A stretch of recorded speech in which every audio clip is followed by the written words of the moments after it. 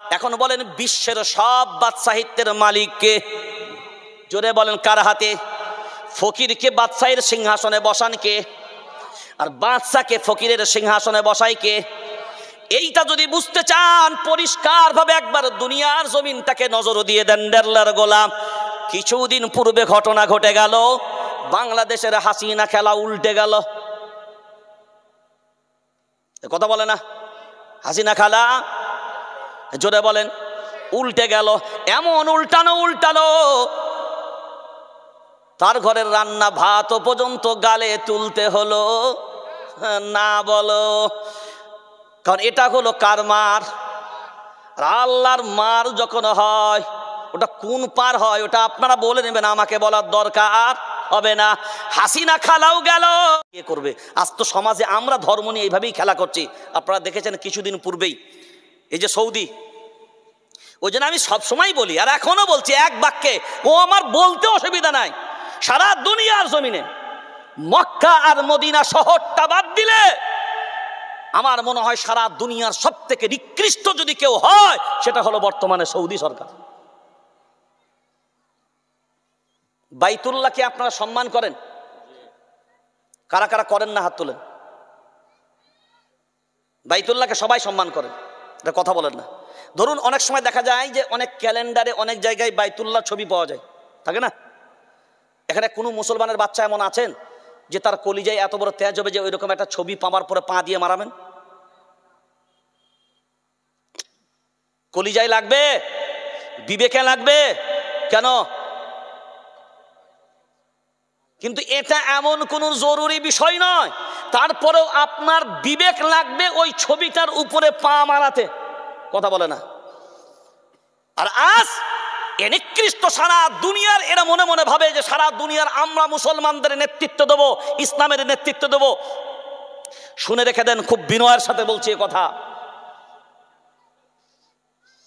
সৌদির রাজধানী রিয়াদ এই বাইতুল্লাহর স্টেজ বানিয়েছে। কার? কথা বলেন। সৌদির বিরুদ্ধে মুখ খুলতে কষ্ট আছে নাকি? কারণ এখন তো কানেকশন ইহা সে ওহা খুব ভালোই চলছে। ওই ইহা সে ওহা ওটা আপনি গবেষণা করে বের করবেন ওটা কি। পুরো বাইতুল্লাহর আদলে স্টেজ বানিয়েছে। বানানোর পরে নর্তকীদেরকে নিয়ে, অর্ধ উলঙ্গ নারীদেরকে নিয়ে ওই স্টেজে নাচানো গাওয়ানো হয়েছে। ঘরে গিয়ে 3 দিন পরে নাউজুবিল্লাহটা পড়বেন বাসি, টাটকা বলে লাভ আছে? বাইতুল্লাহ কি সৌদির বাপের? কথা বলে না। বাইতুল্লাহ কি সৌদির বাপের? ইন্না আউওয়ালা বাইতিন ওয়াদিআ লিন-নাস লাল্লাযী বিবাক্কাতা মুবারাকান ওয়া হুদাল লিল আলামিন। আল্লাহ প্রথম ঘর যেটা নির্মাণ করলেন ওটা বাইতুল্লাহ। কিন্তু মনে রাখবেন, ফাওয়াল্লি ওয়াজহাকা শাতরাল মাসজিদিল হারাম। এই কিবলা তোমার বাপুতিকালী কোনো সম্পদ নয়। কেউ যদি মনে করে বাইতুল্লাহ আমার দেশে আছে বলে সম্পদ আমার, সারা দুনিয়ার ঈমানওয়ালা মুসলমানদের অধিকার আছে এই বাইতুল্লাহর উপরে। কথা বলে না? তাহলে কেউ যদি বাইতুল্লাহর অপমান করে মেনে নেওয়া যাবে? তাহলে করবেনটা কি? চুরি পরে ঘরে বসে থাকবেন। জাতির আন্দোলন কোথায়? ভাববেন 1 বার নয় 10 বার নয়, আল্লাহ যখন দেয় তো সাইজ সেই রকমই দেয়। আল্লাহ কুরআনুল কারীম সূরা আল ইমরান 3 নম্বর পারা 12 নম্বর সাফা, কুলিল্লাহুম্মা মালিকাল মুলকি তুতিল মুলকা মান তাশা ওয়া তানজিউল মুলকা মিম্মান তাশা ওয়া তুইজ্জু মান তাশা ওয়া তুযিল্লু মান তাশা বিয়াদিকাল খায়র ইন্নাকা আলা কুল্লি শাইইন কাদির। কার কথা? ইয়া আইয়ুহাল্লাযীনা আমানু, হে ঈমানওয়ালারা। এই আয়াতটা যখন আল্লাহ বলেন ঈমানওয়ালারা, হে ঈমানওয়ালারা, লা তারফাউ আসওয়াতাকুম ফাওকা সাওতিন নবী। ঈমানওয়ালা দাবি করছো যারা, আমি রব আমার কথা শুনে নাও তারা।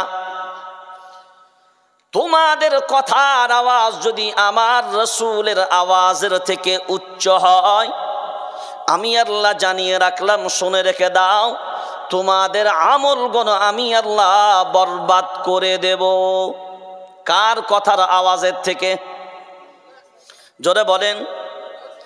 এই কথাটা যখন আয়াতটা নাজিল হচ্ছে, তখন দুনিয়ার জমিনে মায়ার নবী মদিনাওয়ালার সামনে বসেছিল কারা?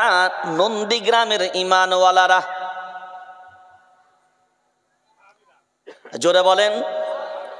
সাহাবায়ে কেরাম তারা। নন্দীগ্রামের ঈমানওয়ালারা বসে নয়। সাহাবী কারা? অধিকাংশ হাদিস পড়ার ক্ষেত্রে আমরা জানি ক্বালা ক্বালা রাসূলুল্লাহ, ক্বালা ক্বালা ক্বালা ক্বালা ক্বালা ক্বালা ক্বালা ক্বালা রাসূলুল্লাহ। যিনি বলছেন তিনি হলেন মায়ার নবী মদিনাওয়ালা, আর যারা শুনছেন তারা হলো আসহাবী কান নুজুম। আল্লাহু আকবার বলা যাবে না? যারা শুনছেন তারা কারা? ওয়াস-সাবিকুনাল আউয়ালুনা মিনাল মুহাজিরিনা ওয়াল আনসার ওয়াল্লাযীনা ইত্তাবাউহুম বিইহসানির রাদিয়াল্লাহু আনহুম ওয়া রাদু আনহু। কারা তারা? আল্লাহ নিজে ক্লিয়ার করে দিলেন, মুহাজির হোক আর আনসার হোক, সব সাহাবীদের জন্য আমি আল্লাহ জানিয়ে দিলাম, আমি আল্লাহ আমার প্রতি তারাও রাজি, আর আমি আল্লাহ আমিও তাদের প্রতি। জোরে বলেন। তাজরি তাহতাহাল আনহারু খালিদিনা ফিহা আবাদা। থাকবে কোথায় তারা? জোরে বলেন, জোরে বলেন। চিরস্থায়ীর জন্য আমি আল্লাহ জান্নাতের সংবাদ দিয়ে দিলাম। ভিন্ন জায়গাতে আল্লাহ বলেন, সূরার নাম সূরা মুজাদালা, 28 নম্বর পারা, 3 নম্বর সাফা, 28 নম্বর পারা। এই একই সূরার লাস্টের আয়াতেও আল্লাহ জানিয়ে দিলেন, দুনিয়ার মানচিত্রে লক্ষ্য করে দেখো, দল হবে দুইটা।